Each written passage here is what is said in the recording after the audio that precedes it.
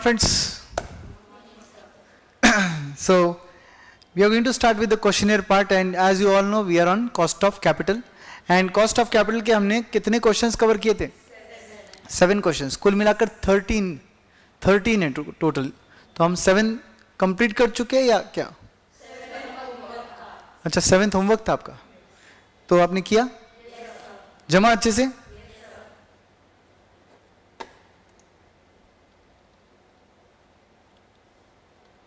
So 7th question was your homework. 1 plus y1 check करो आपका, 1 plus y1 1.1944, y2 is 1.2821, y3 1 plus y3 is 1.0609, 1 plus y4 is 1.0772। ठीक है, तो फिर इन सब का ज्योमेट्रिक मीन लिया तो आंसर 15% आता है। इन सब का ज्योमेट्रिक मीन लिया तो आंसर 15% आता है। Correct? Everyone got the same answer? कोई डाउट? बढ़िया है। 8th क्वेश्चन पे आते हैं दोस्तों हम लोग। क्वेश्चन नंबर 8 पर आना है हमको। Yes friends, question number 8 says face value of equity shares of a company is ₹10 while current market value is ₹200 per share. The company is going to start a new project.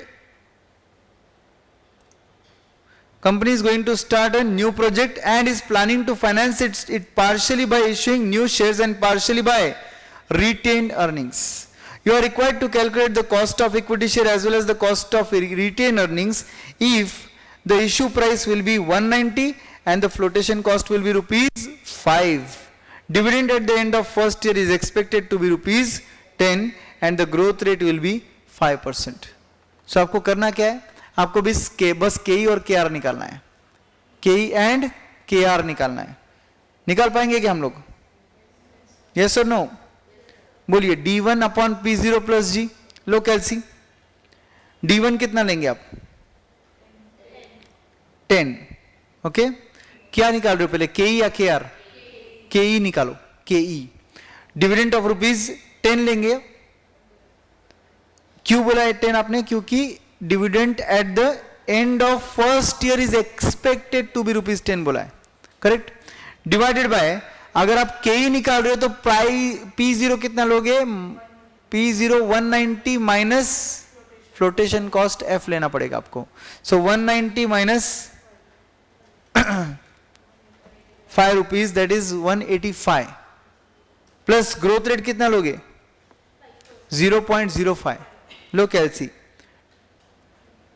₹10 dividend divided by 185 plus 0.05 into 100, 10.41% आया। अब cost of retain earning निकालते हैं। Cost of retain earning निकालने के लिए क्या करना पड़ेगा? डिविडेंड वही रहेगा 10 डिवाइडेड बाय रिटेन अर्निंग है तो currently selling at what? What is the current market price? 200। तो 200 लोगे आप। रिटेन अर्निंग के केस में अभी कितना हाथ में आया वो क्यों देखेंगे हम लोग? हम लोग तो देखेंगे कि प्राइस क्या है। ओके, मार्केट प्राइस कितना है? 200 है, तो 200 को डिवाइड करके प्लस 0.05, कितना है आंसर? 10% आता है। आया क्या? Retain earnings. और दोस्तों रिटेन अर्निंग के केस में रिटेन अर्निंग और भी चेंज होता अगर वो आपको brokerage and personal tax rate देते। तो अगर brokerage and personal tax rate देते ना तो उस केस में आपका answer KR is equal to KE into 1 minus TP minus B होता brokerage. Right this formula. This formula is for retain earnings. Retain earning का फॉर्मूला ये cost of equity into 1 minus TP's personal tax rate, TP's personal tax rate minus brokerage. तो अगर retain earning मेरे पास नहीं होता as a company, मैं आपको पे करता तो आप उसे कहीं इन्वेस्ट करते, वहां से आपको जो रिटर्न्स मिलते उस पर आपको लगता था टैक्स, इसलिए KE इंटू 1 माइनस TP किया जा रहा है, पर्सनल टैक्स। एंड उस इनकम को कमाने के लिए आपको ब्रोकरेज देना पड़ सकता है, इसलिए -B ब्रोकरेज। समझे क्या सब लोग? एवरीवन? कोई डाउट, कोई शक? पक्का समझा है?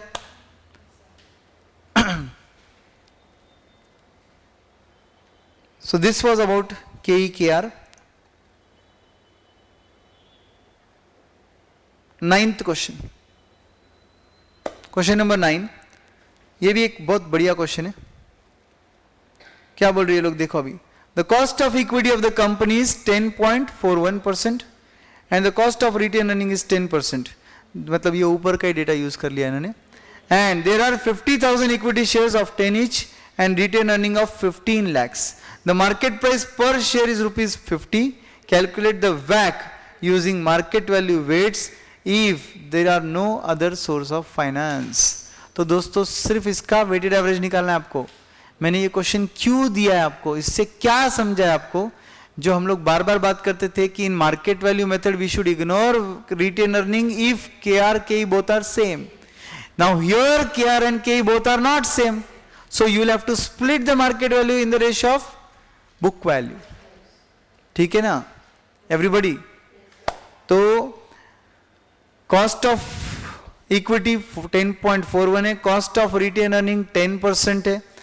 equity shares कितने के? 50,000 shares 10 each, मतलब 5 लाख के equity share capital है। retain earning कितने का है? 15 lakhs का है। 1:3 का रेशियो है।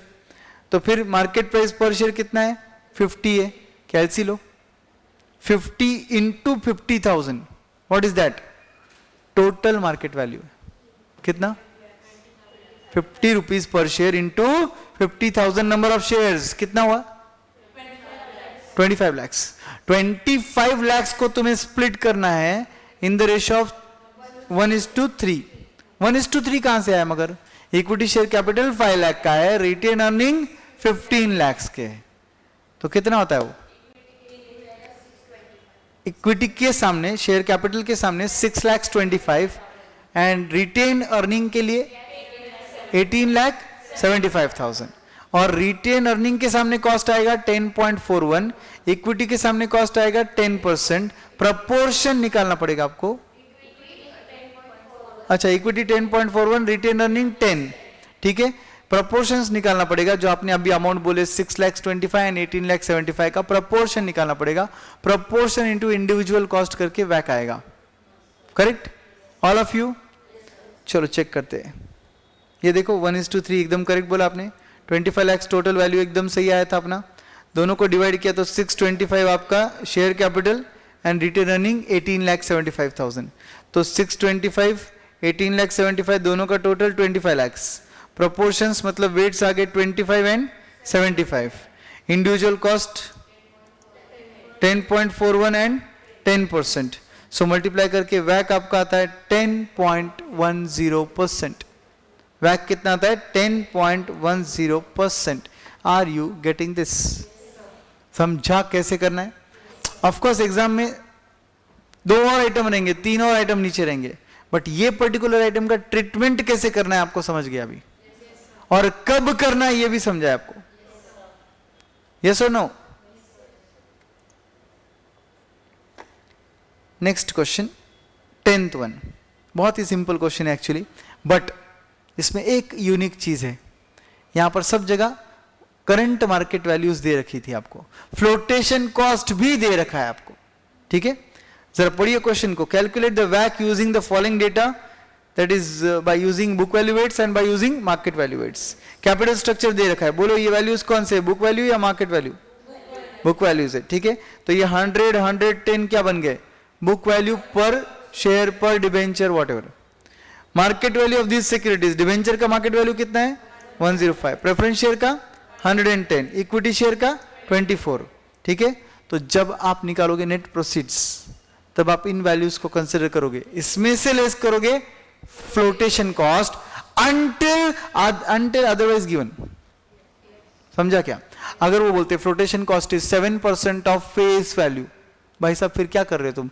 डायरेक्टली फेस वैल्यू का 7% निकालो, फ्लोटेशन कॉस्ट अमाउंट में निकालो और करंट मार्केट प्राइस में से उसको लेस करो। मगर अगर ऐसा कुछ नहीं बोला है और फ्लोटेशन कॉस्ट 7% सिर्फ इतना बोला है, तो सीधा मार्केट वैल्यू जो भी है -7% करना पड़ता है। Is that clear? तो यहां पर बोला है एडिशनल इंफॉर्मेशन, ₹100 पर debenture redeemable at par, 10% coupon rate, 4% flotation cost, 10 years maturity. तो जो भी इंफॉर्मेशन लगता है इंडिविजुअल कॉस्ट निकालने के लिए सब कुछ रेडी है अपने पास।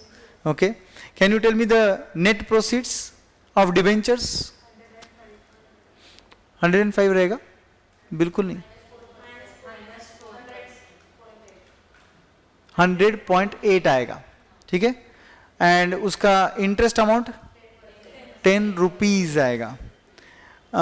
रिडीमेबल वैल्यू 100 आएगा बिकॉज रिडीमेबल एट पार है।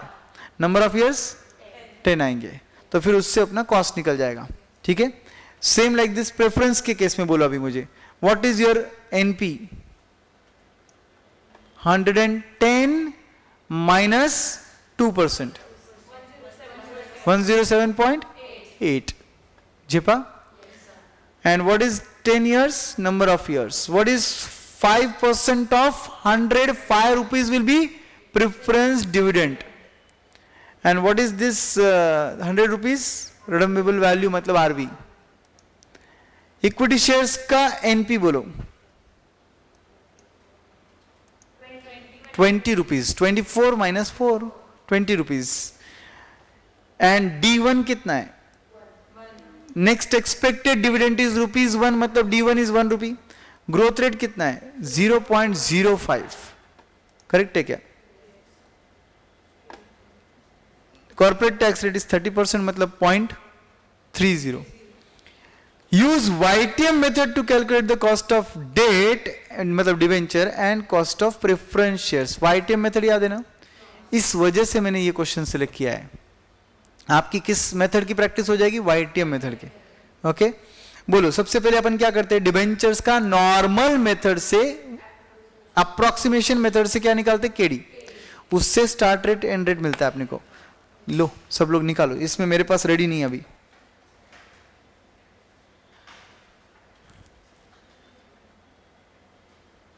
अप्रोक्सीमेशन मेथड यूज करो।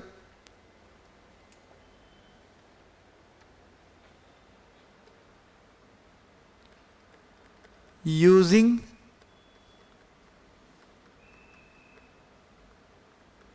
approximation method,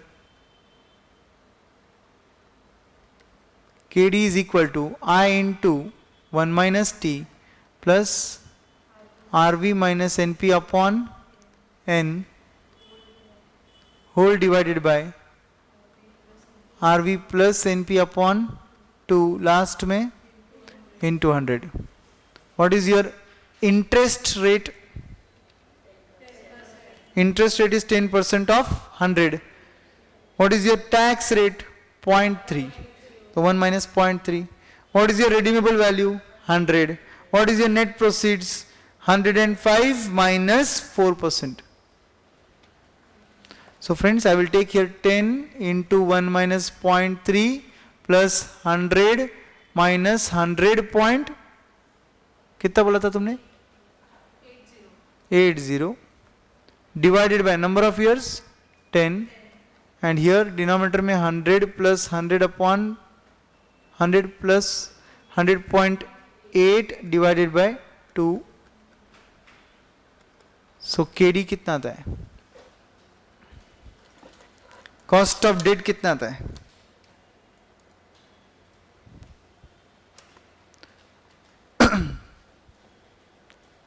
cost of date comment में मुझे बताओ, कॉस्ट ऑफ डेट कितना आया है?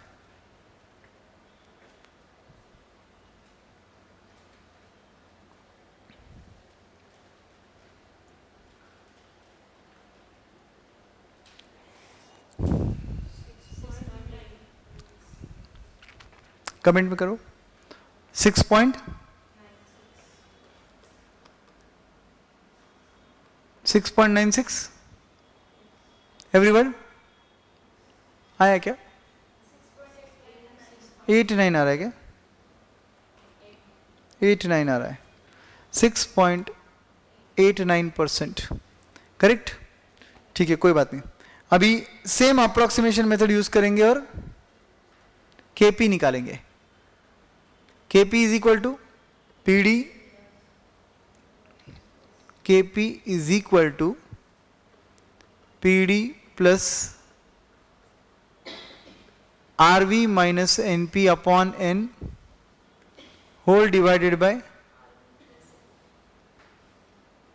Devendra, Labdi, everyone is saying the answers. Very good.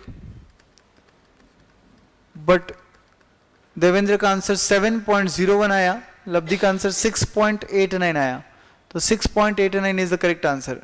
Devin, check your answer. So what is your preference dividend amount? Preference dividend amount will be, friends, 100 rupees per 5%, मतलब 5 rupees. 5 rupees बराबर है क्या? 110 पे coupon कैसे देती है तू? Face value 110 है, फेस वैल्यू 110 नहीं रह सकती कभी, 100 है, तो 100 पर 5% is 5 rupees and redeemable value is 100 and net proceeds will be 110 minus 2%. 110 minus 2% is yes, ये सब डिटेल्स यहाँ पे लेने पड़ेंगे मुझे।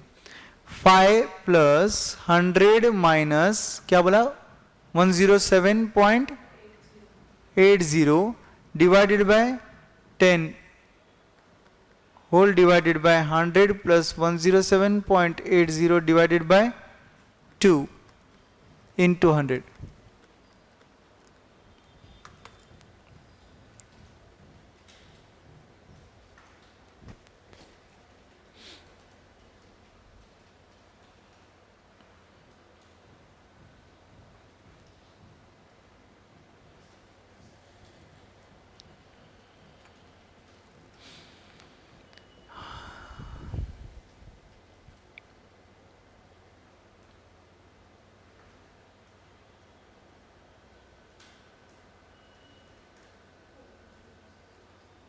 आ रहा है क्या आंसर?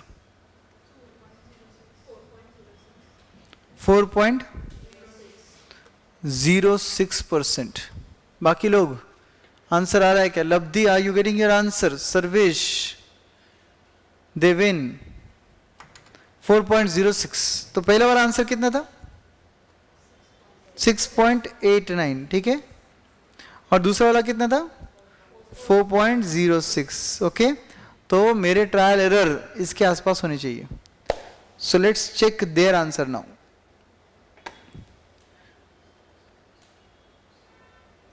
ये देखिए 5 and 7% लिया केडी के लिए, अपना कितना आया था? 6.89। हो रहा है अपना, वर्कआउट हो रहा है लॉजिक। अच्छा मुझे बोलो, इन्होंने क्या किया? कुछ समझाया क्या आपको कहीं पर?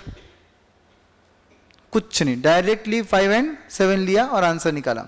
ठीक है, अब अपन लोग 5 and 7 start rate end rate लेकर आंसर निकालेंगे। दूसरा आंसर अपना कितना आया? 4.06 आया। Can we calculate? चलो, तो सबसे पहले आप डेट पर फोकस करो, 5 and 7% लेना है। डेट पर फोकस करो, 5 and 7% लेना है। Labdhi, you are saying 4.79, we are getting 4.06। Labdhi, your answer is in front of you on the screen, please check. Yes, calculation of YTM year cash flow na,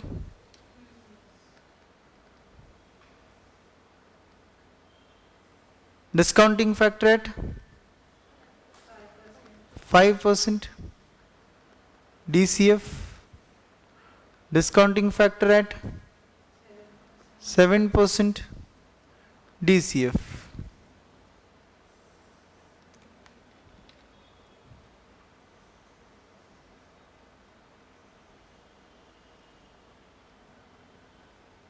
कितने साल का लाइफ है इसका?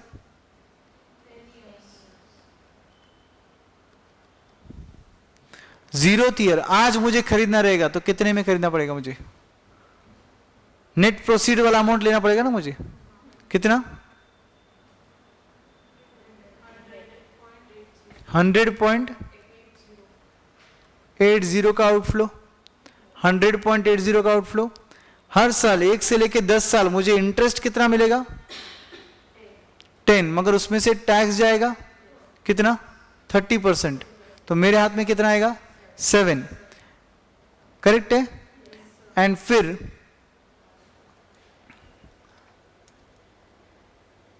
लास्ट में 100 रुपीज रिडम्पशन वैल्यू है ना, redeemable at par, correct? So 100 will be the redemption value. Sir, got it, sir. It was minus point. I was taking plus. Okay, no problem, Devin. Labdi is saying yes, sir. Got 4.06. Very good, guys. Doing well. So this is your surplus deficit. NPV, NPV. This should be surplus. This should be called as deficit.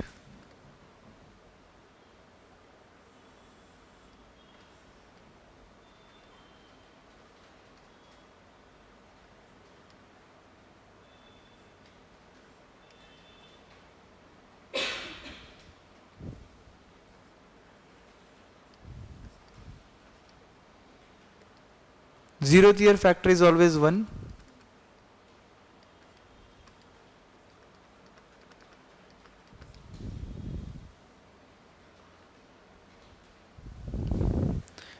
Calculate the factors properly and get your NPV. Tell me the surplus.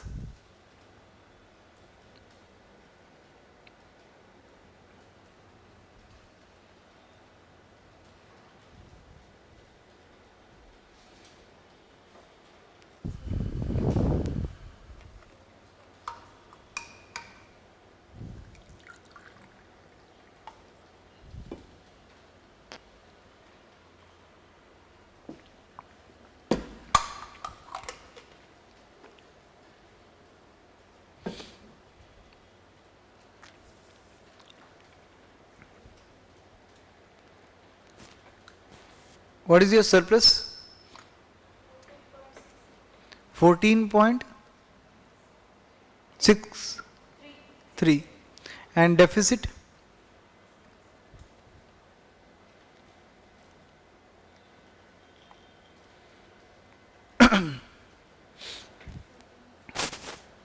All of you getting 14.63? Okay. Deficit निकालो.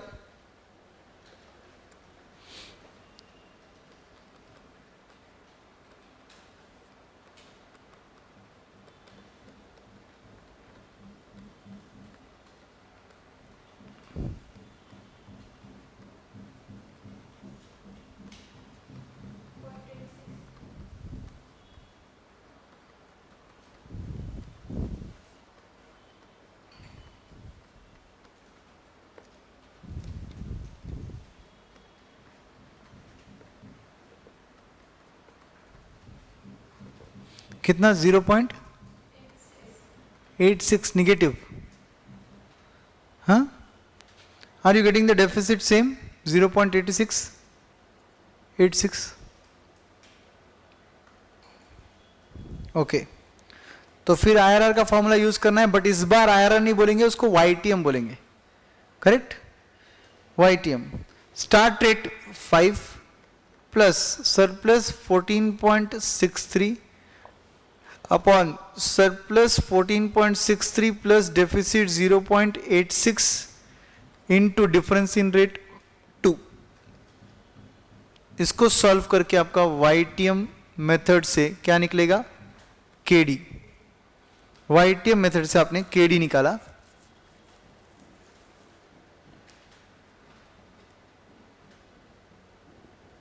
(14.63 divided by 14.63 plus 0.86 जो भी answer आएगा into 2 plus 5. 6.88 मतलब 89 हो जाएगा वो, है ना? 6.89%. अपना आंसर भी सेम आया था, 6.89 ही आया था। अप्रोक्सीमेशन मेथड और time value of money method consider करके भी आंसर सेम आ रहा है। ओके 6.89 और उनका आंसर भी मैं आपको दिखा देता हूं। ये देखिए 6.89। Are you comfortable?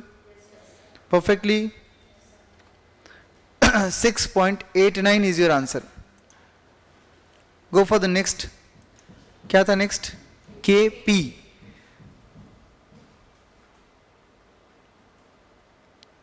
Calculation of YTM into bracket KP year cash flow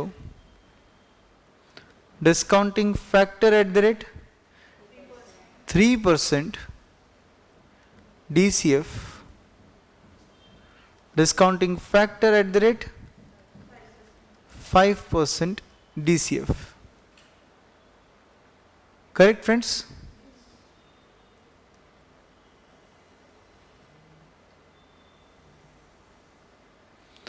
Zeroth year 1-10 year 10 year। इसका नेट प्रोसीड कितना था?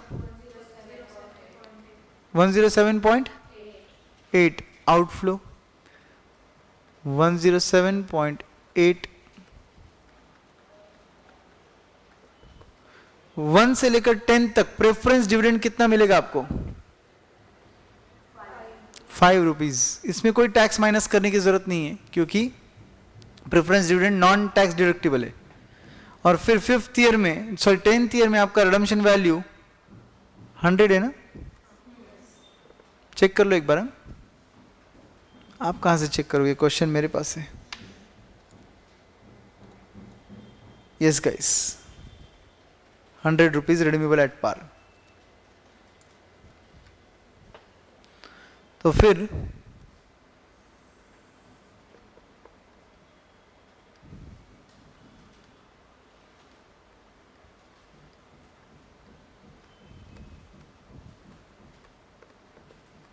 this will be called as surplus, this will be called as deficit।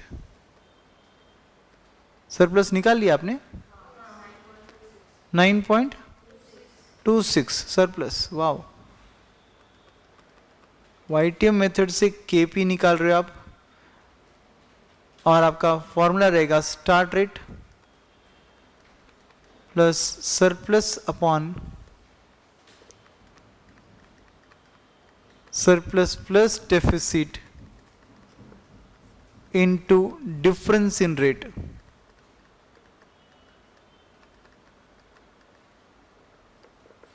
Deficit कितना आया? 7.80 deficit. All of you getting the same?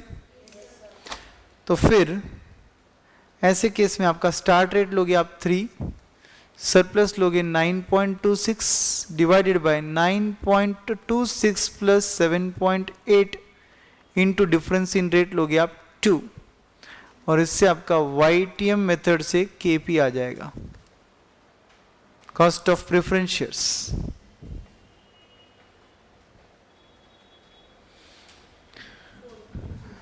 कितना?